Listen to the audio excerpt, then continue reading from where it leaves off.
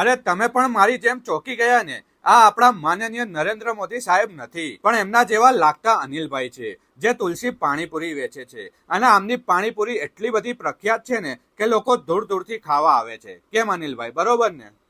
એની પાછળનું વિઝન છે કે હું પાણીપુરીનું પાણી ખાલી આમ તીખાસ ખટાશવાળું બનાવીને મૂકી દેવું એમ નથી માનતો. મારું પાણી આયુર્વેદિક હોય છે. ઓકે. સૂંઠ, સુવા, અજમા, લીંડી પીપર, પીપળી મૂળના ગંઠોડા એવા અનેક પ્રકારના આયુર્વેદિક જે રસોડામાં વપરાતા ઓસડિયા છે એનો ઉપયોગ હું આમાં કરું છું. બરોબર. અને મારા પાણીપુરીના ગ્રાહકમાં પાણીપુરીની અંદર કોઈ ગેરંટી આવી નહીં આપતું હોય કે ભાઈ એસિડિટી હોય, કબજિયાત હોય, ગેસ ટ્રબલ હોય, ભારી ખોરાક ખાઈ ગયા હો અને હજમ ન થતું હોય, 3 દિવસથી તાવ આવતો હોય, મોઢું કડવું ઝેર જેવું હોય, મારું પાણી 2 ગ્લાસ પી જાવ તમને દરેક વસ્તુ મારા હાથ દેખાડશે. શું વાત છે! આ મારો 40 વર્ષ જૂનો ધંધો છે અને મેં આમાં PhD કર્યું છે એમ કહે તો ચાલે. બરોબર. અને 2011માં હું અહીંયા આવેલો. અને લુક વિશેની વાત કરું તો 2011માં મેં અહીંયા વિદ્યાનગરમાં મારા છોકરાઓના એજ્યુકેશન માટે ચાલુ કર્યો ધંધો. ધીરે ધીરે પબ્લિકે મને આવકાર્યો. મારી સફાઈ, મારી પૂરીની અલગ પ્રકારની ક્વોલિટી, મારા પાણીની એકદમ અલગ સ્ટાઇલ, આ બધું જોઈને પબ્લિક મને ધીમે ધીમે આવકારતી ગઈ. એમ કરતાં કરતાં હું બજારમાં હિટ થયો. એ સમયમાં 2014ની અંદર મોદી સાહેબ PM બનવા માટે જોર લગાડતા હતા. ત્યારે ઓલ ગુજરાતની અંદરની પણ આખા ઇન્ડિયામાં સાહેબની જાહેરાત જોરદાર થતી હતી PM બનવાની હોડ માટે. એ સમયે પબ્લિકનું ધ્યાન મારી ઉપર આ બાબતમાં ખેંચાણું. હું આમ નમીને પાણીપુરી બનાવતો હતો સાઈડ ફેસથી, પબ્લિકને એમ લાગતું કે સાહેબ તમે અનિલભાઈ મોદી સાહેબ જેવા લાગો છો. ત્યારે થોડાક મારા વાળ કાળા હતા, પછી ધીમે ધીમે ધ્યાન આપીને દાઢી સફેદ કરી. બરાબર. ચશ્માને સ્ટાઇલ સાહેબ જેવી સ્ટાઇલના ચશ્મા પહેરવાના ચાલુ કર્યા. શરૂઆતમાં હાફ કુર્તાથી શરૂઆત કરી તો હાફ કુર્તામાં એ પબ્લિક મને એમ કહેતી હતી કાકા તમે ખરેખર સારા લાગો છો, બહુ મજા આવશે, તમે આમ આગળ વધો. એ દરમિયાન 2016માં જે અત્યારે મારો બાબો દુબઈ છે એના મેરેજ હતા. તો મેરેજમાં મારી નાની બેબી જે અત્યારે કેનેડા છે એણે મને એવો સલાહ આપી કે તમે કોટ પેન્ટ તો દરેક ફાધર સિવડાવતા હોય છે, બરોબર, તમે તમે સાહેબની જેમ આ કોટીને કુર્તામાં આવો. બરોબર. એટલે અમે જ્યારે મેરેજ માટે જાન લઈને ગયા ત્યારે હું એ ડ્રેસમાં હતો. બહુ બધી પબ્લિકને ત્યાં અમારા જાનમાં આવેલા કે સામેવાળા બધાને બહુ ખુશી થઈ. એ પછી અમે બહાર જવાનો પ્રોગ્રામ કર્યો ફરવાનો.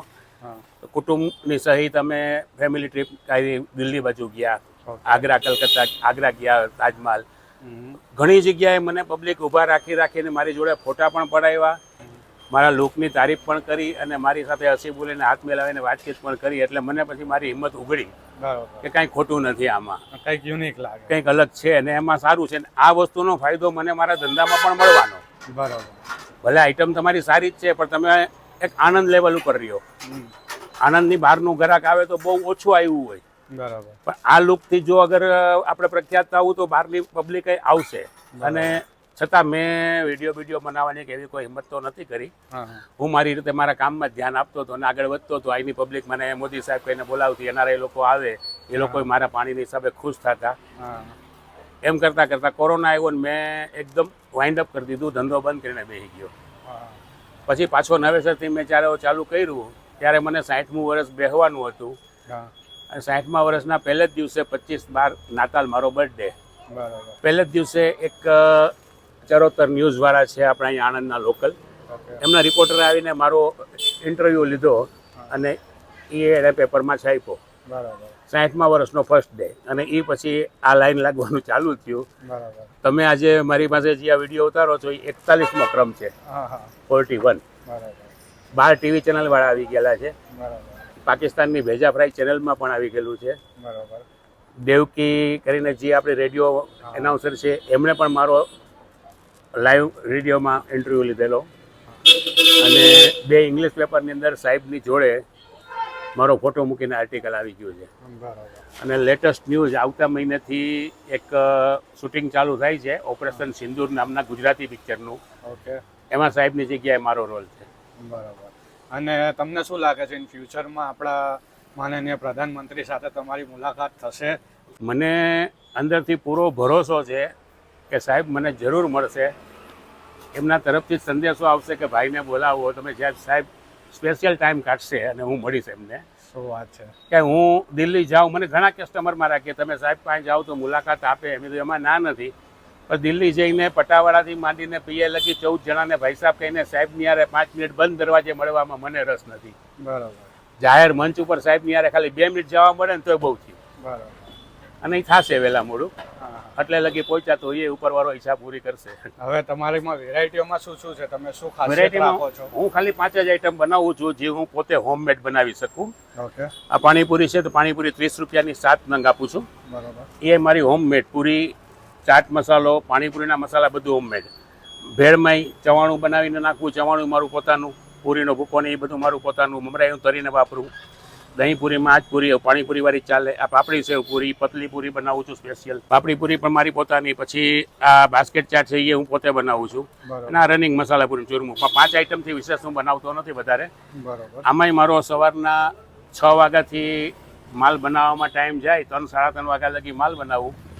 4 વાગ્યા પછી દુકાન ઉપર આવું, 9:30 10 વાગે વાઇન્ડ અપ કરી દઉં. 5 જ કલાક ધંધો કરું. રાત્રે પાછો ઘરે જઈને ખજૂર પલાળો, ચણા પલાળો ને એવા બધા કામ હોય. સવારે 6 થી રાત્રે 12 વાગ્યા લગી નોન સ્ટોપ ડ્યુટી બજાવું છું. પણ ધંધો કરવા 5 કલાકે જ આવું છું. આની અંદર મેંદાનો ઉપયોગ બિલકુલ નથી કરતો. ઘઉં અને સોજી જ વાપરું. ઘઉં અને સોજી. હા, એટલે આવી સિઝનમાં મારી પૂરી આમ કડક જ લાગે. મેંદો હોય ને તો નરમ પડતા વાર ના લાગે ને પતલી બને.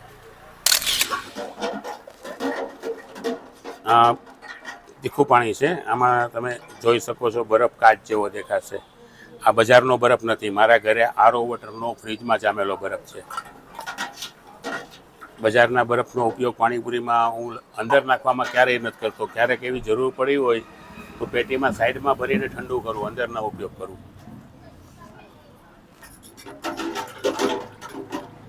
અમારા સૌરાષ્ટ્રની અંદર મીઠા પાણીનું ચલણ છે. ડાયરેક્ટ ખજૂરની ચટણી કેવું નહીં, ડાયરેક્ટ પાણી જ મીઠું. ચાલો આપણે ટેસ્ટ કરીએ એમનું ટેસ્ટિંગ કેવું છે.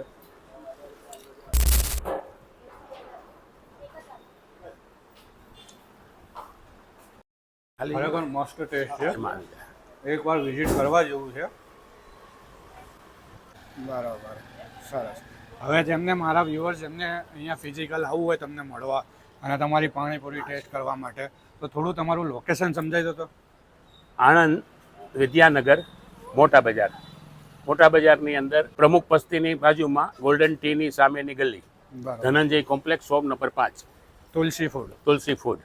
તો ભાઈ મારો વિડીયો લઈને પહોંચી જ જજો.